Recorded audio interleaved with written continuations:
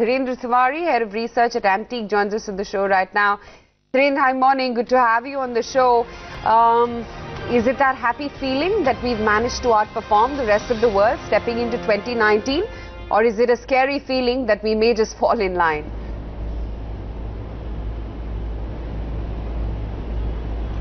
No, exactly. It's very happy feeling because not many times we see Indian markets outperforming for the whole of the year. So it's good, and we think that it's not scary at all. I think overall momentum remains pretty positive, and therefore, there are events during this year which can be material on the market's performance, but yet we are pretty constructive. And we think that momentum should, continue in the rest of 2019 also, as far as Indian equities are concerned. Right, but what's your big theme for 2019? What is it that you're advising clients to bet on in this year?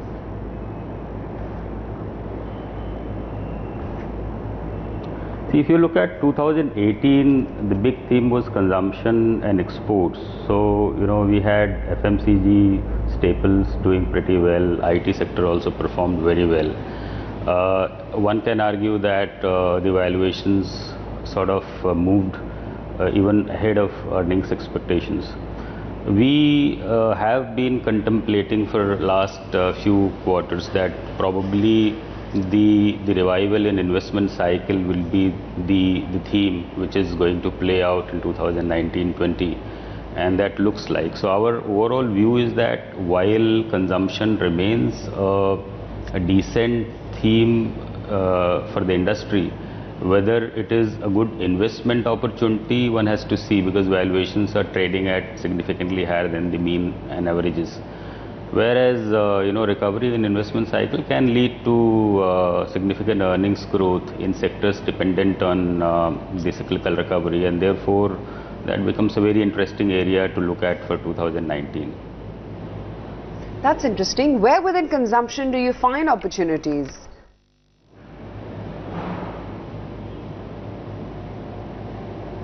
In consumption, if you look at, retail, say for example, remains a decent area of growth and valuation. In consumption, if you look at staples, that has probably been trading at pretty high valuations, and therefore we believe that that is an area which is a market performer for us. So in consumption, one can argue the staple side, one would little be more focused towards retail than the staples. On the discretionary side, we are sort of cautious to negative on the automobiles, whereas we are positive on the consumer discretionaries like air conditioners and consumer electricals and those kind of areas.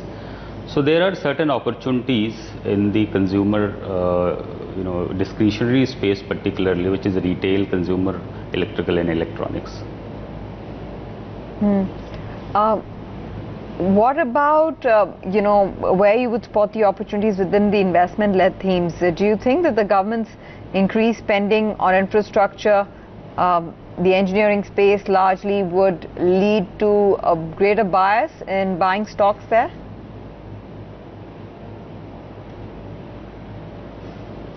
I'll just give you a background here. If you look at the capex part of the country, which is GFCF, gross fixed capital formation, I mean this has three components. One is private investment, the second is government and PSU investment, and third is households.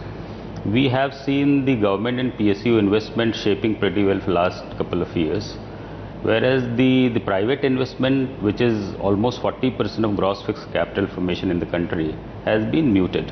What we are witnessing today is the increase in utilization. There has been a reasonable amount of growth in certain key sectors like cement, steel, or you can talk about certain other areas of growth, which is ferrous, non-ferrous and automobiles and so on and so forth. We are, as RBI has pointed out, that the system utilization levels have also gone to almost 75%, which in our opinion is a threshold capacity utilization levels. So we are witnessing the early signs of private capex recovery, and this is sort of supported by all the companies that we meet. So if that has to turn around, then I would assume that there are a lot of opportunities in the investment recovery theme plays. Of course, the corporate bank becomes the big, large play within that space. We like capital goods and infrastructure stocks also within that category. So these two areas, along with select cement companies, becomes quite interesting space to look at. Interesting. Within cement, would you stick by with the sector leaders, or would it be a more regional bet that you're taking?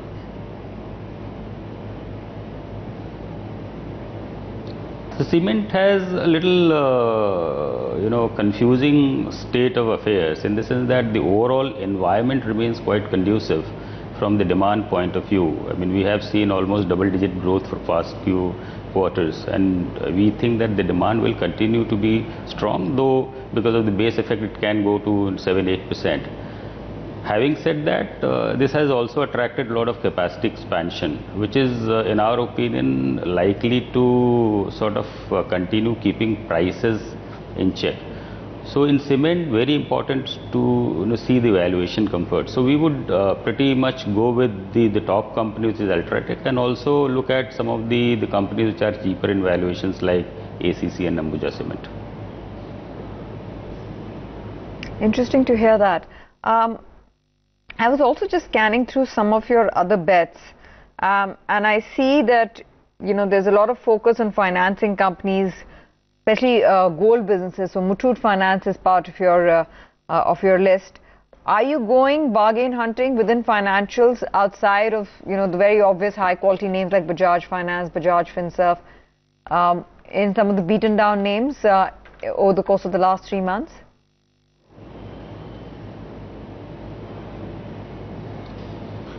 NBFC remains a concern area. I mean, if you look at only area which has done pretty well, both in terms of earnings and stock performance, has been gold financing companies.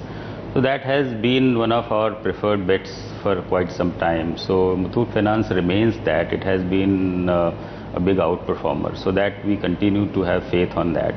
Rest of the non-banking finance companies, we think there may be opportunities in CV financing companies. So that remains an interesting bet. So a few companies which are exposed to CV financing are the ones which we should look at.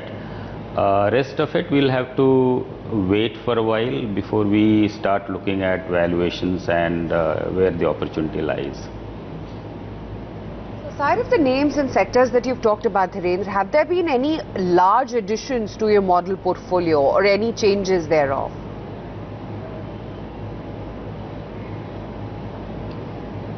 See, if you go to our previous reports on strategy, we had a very significant overweight on consumer, which is basically staples, and also automobiles. These two we have cut down meaningfully.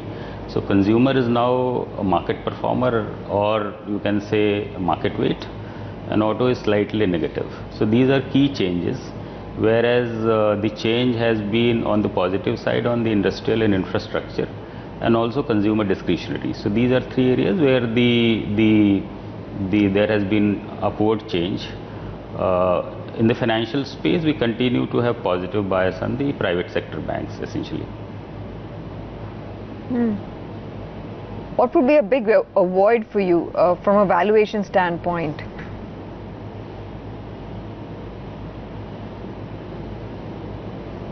See, from the valuation point of view, the standout sector is definitely, there are two which have been the outperformers last year, which is consumer and IT.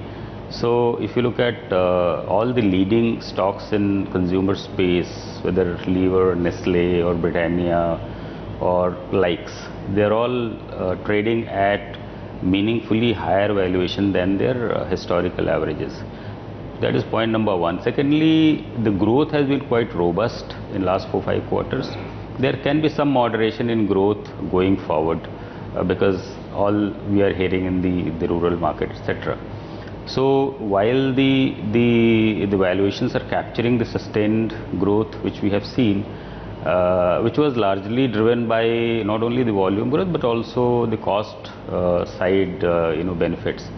If there is a moderation in the growth even by 2-3%, there will be some challenge to the high valuations that these companies are trading at, and therefore while it is very risky to say a complete sell on this sector, because this is an election year and therefore investors would like to remain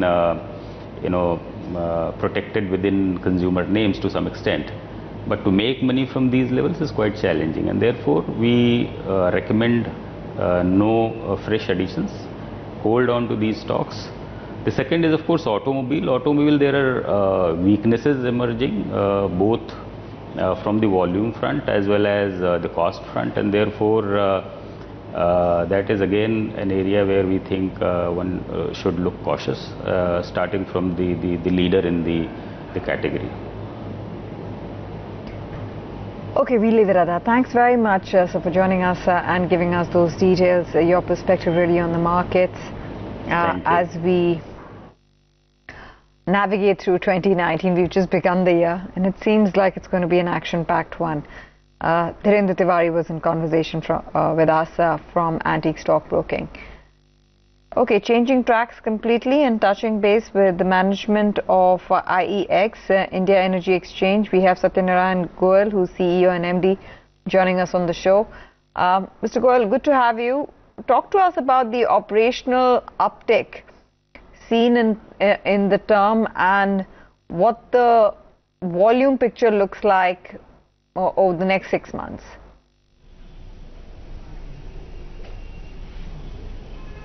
Good morning.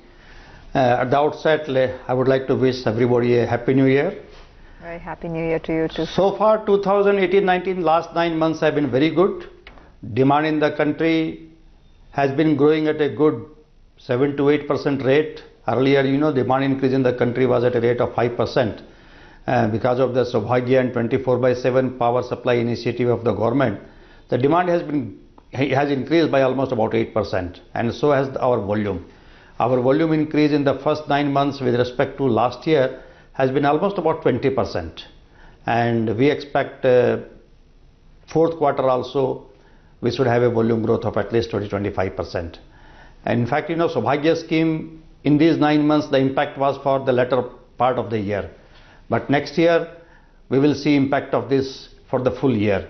And we feel that the demand growth in the country should be quite high, and volume increase of the exchange platform should be at least about 25 to 30%. In fact, even regulator is also taking a lot of initiative for development of the market.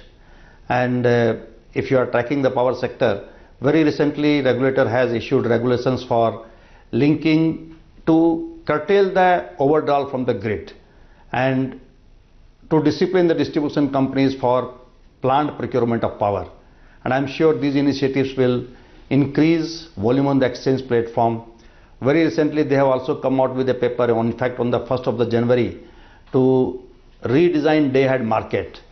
And under this concept paper, they now want to do economic dispatch of all long-term PPA through the exchange platform. I can tell you that this can be a very, very big game changer for the power sector and the power market in the country as a whole. This can give a volume growth of almost, this can be a multiplier effect on the exchange volume. So I'm sure in future we are definitely going to have a excellent power market, vibrant power market in the country. Are DISCOMs sourcing peak load from short-term markets even more than earlier with rising prices? Will that improve volumes?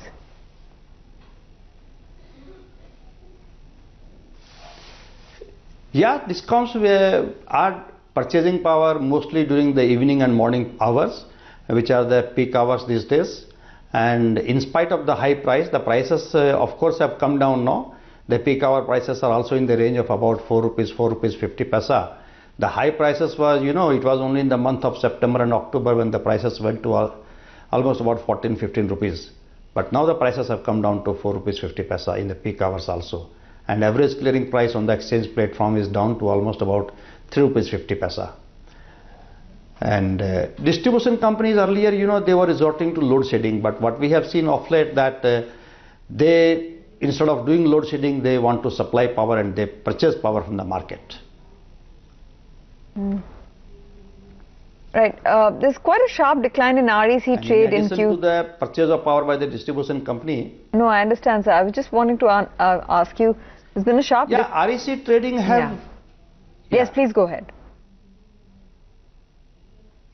REC trading have reduced this year, mainly because the inventory, there is no inventory of REC. There is very high demand of REC from the distribution companies and the industrial consumers.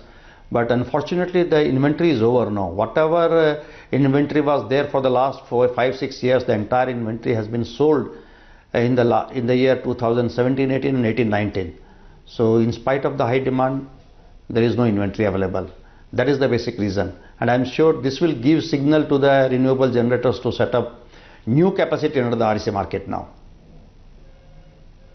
Significant rise is seen in short-term power demand. Is this trend here to stay? To compensate for this, definitely, yes, short-term power demand trend is going to stay.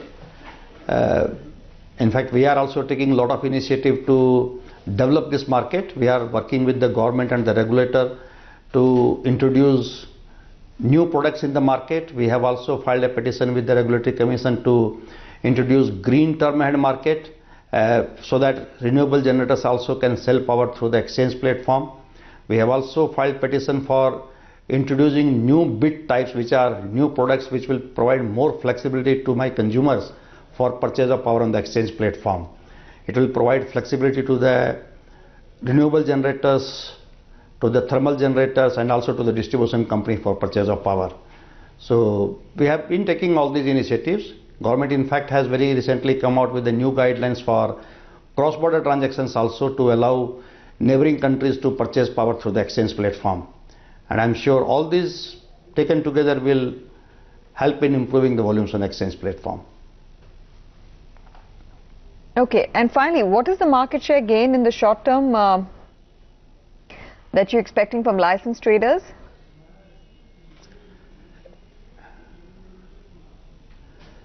This time our market share out of the short term market should be about 40%, which earlier used to be about 30-32%. This year we are expecting about 40% of the total short term transactions through the exchange platform.